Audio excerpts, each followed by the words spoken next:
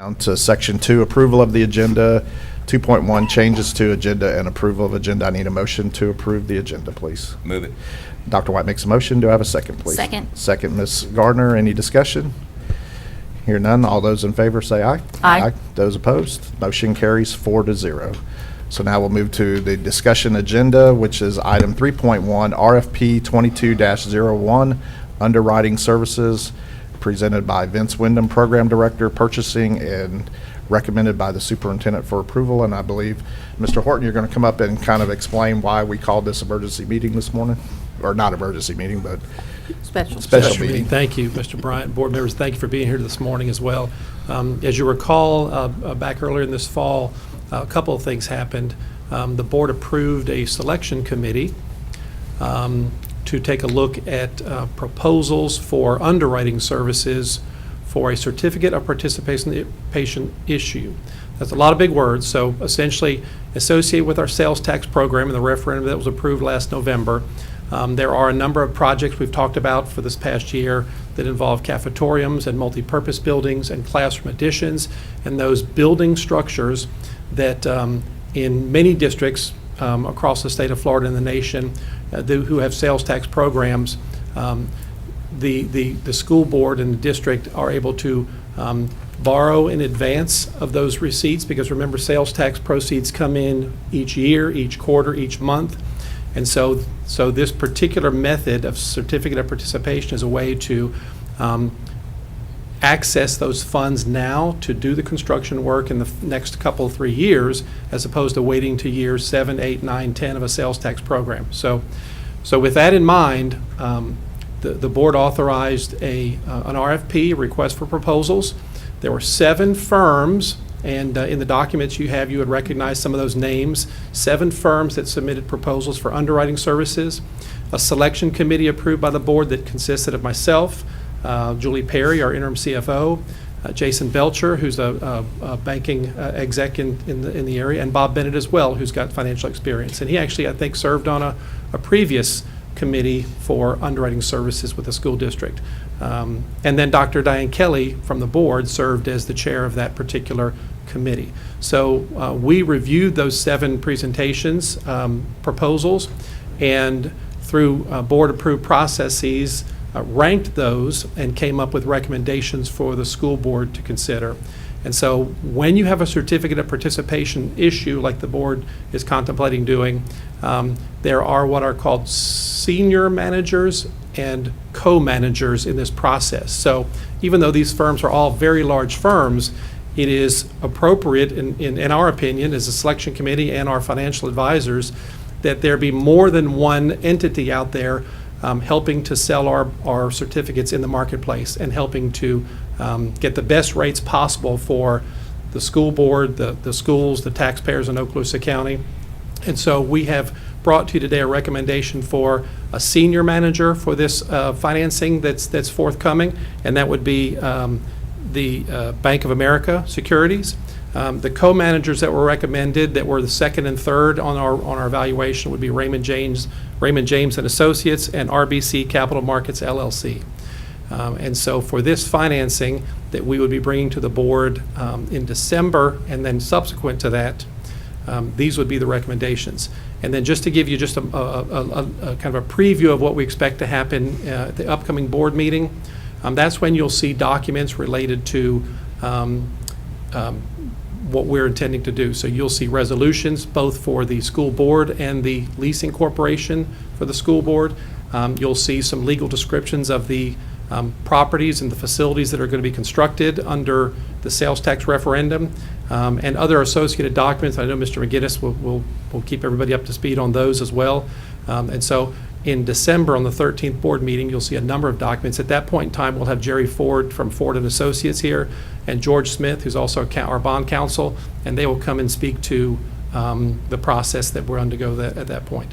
One of the things that's going to happen is, because it's in everyone's best interest to get the best possible rates in the market, and taking a look at how that happens, the board doesn't actually approve on the December 13th meeting certain rates of payment. So whenever you borrow money, and now's not a bad time to borrow money according to what our financial advisors say, whenever you borrow money, there's a rate associated with that in repayment.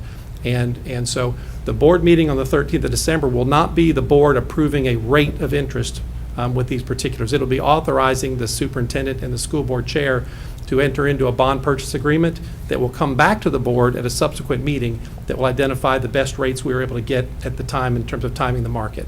And in speaking with our bond counsel and our financial advisors, waiting to do this down the road, there may be some increase in rates, so I think it's appropriate at this time to go out and do that. And if all things go according to plan, we would be looking to hopefully turn some dirt, actually, as we get into the end of January, first part of February. You will see, the other thing that you will see at the December 13th board meeting, obviously, is a GMP. So all of these projects, the dollar amount that the board would authorize up to a maximum not to exceed, the GMP would be presented on the board meeting of the 13th as well. So there's a lot of things going on at that meeting, and we'll take them one at a time in order to make sure we're all clear on what's happening. And the committee's recommendation, Mr. Horton, also included a reference to additional sales tax financings using these three firms in different roles. Is that correct? It did. It stipulated that for future financings that these three could be used, and the senior manager could be rotated in such an event if such an event occurred. But for this particular financing, which would include all of, like we mentioned, the cafetoriums and multipurpose buildings and classroom additions under the sales tax program in this specific event, this would be the recommendation of the committee. And Mr. Chairman? Yes, sir. I'd just like to thank Mr. Horton for pointing out that these certificates of participation are used all around the country and allows us to basically get our money up front so that we can complete these big projects.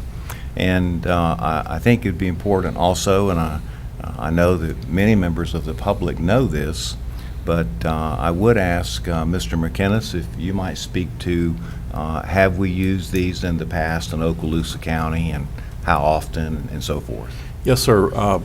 This has been the method of financing that this district and board have used for a number of years.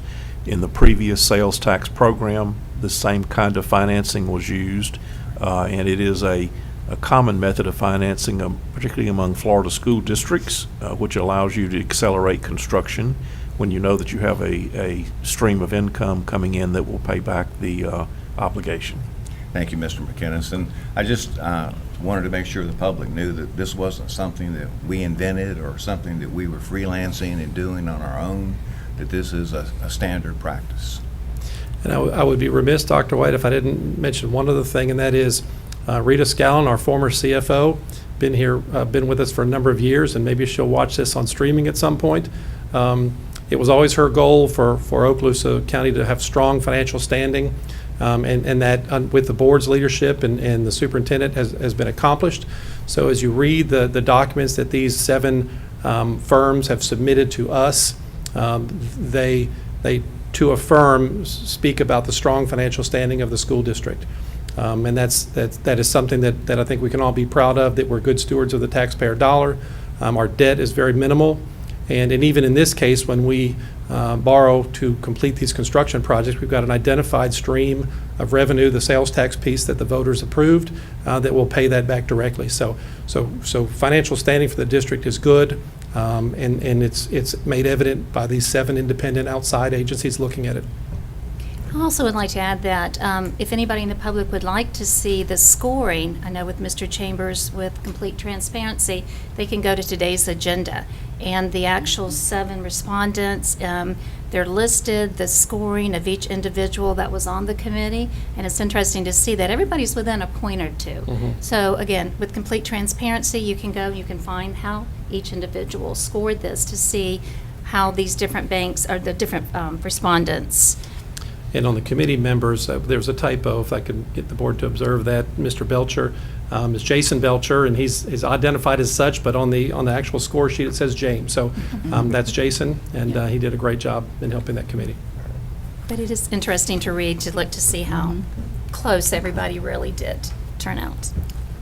I have a comment. And while we're not really here talking about the how the sales tax proceeds are coming, I think it'd be relevant if you would to the best of your knowledge, talk about, I know what we're hearing is that the sales tax revenues are better than we anticipated.